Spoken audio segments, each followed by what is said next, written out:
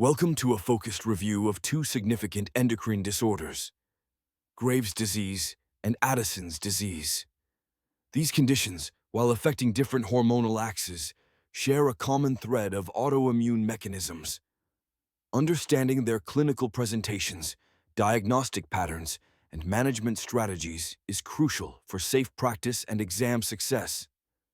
Let's dive into Graves' disease first. This is the most common cause of hyperthyroidism, especially in young to middle-aged women. In Graves' disease, the immune system produces thyroid-stimulating immunoglobulins, or TESI, which bind to TSH receptors on the thyroid gland. This binding leads to unchecked stimulation of the gland and an overproduction of thyroid hormones, T3 and T4, regardless of the body's actual needs. The result? A hypermetabolic state that manifests in various systemic effects. Patients often present with weight loss despite an increased appetite, heat intolerance, tremors, and insomnia. The cardiovascular system is also impacted, leading to tachycardia, palpitations, and even the potential for atrial fibrillation. A hallmark sign of Graves is exophthalmos, or bulging eyes, caused by immune-mediated inflammation and fat deposition behind the eyes. This can lead to vision changes, photophobia, and dryness. Other symptoms include menstrual irregularities, muscle weakness, and frequent bowel movements. Graves' disease has both genetic and environmental risk factors. It tends to run in families and is more prevalent in women. Stress, smoking, and excess iodine intake can trigger or exacerbate the condition.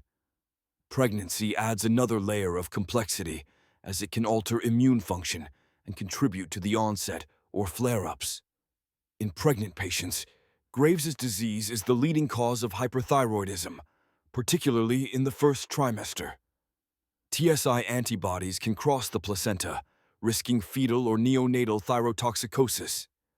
Untreated, it increases the risk of preeclampsia, miscarriage, and low birth weight. Close monitoring and careful medication management, typically with PTU in the first trimester, are essential.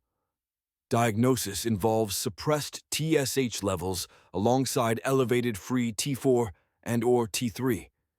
TSI or TRAB antibody testing confirms the autoimmune cause. A radioactive iodine uptake scan can reveal diffuse uptake, helping to distinguish it from nodular or inflammatory causes.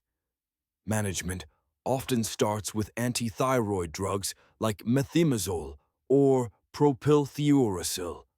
Radioactive iodine ablation is common in non-pregnant adults but is contraindicated during pregnancy.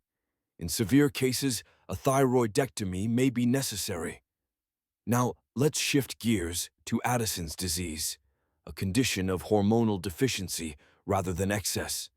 Addison's disease is primary adrenal insufficiency, ADCISU, meaning the adrenal glands are damaged and unable to produce cortisol and aldosterone.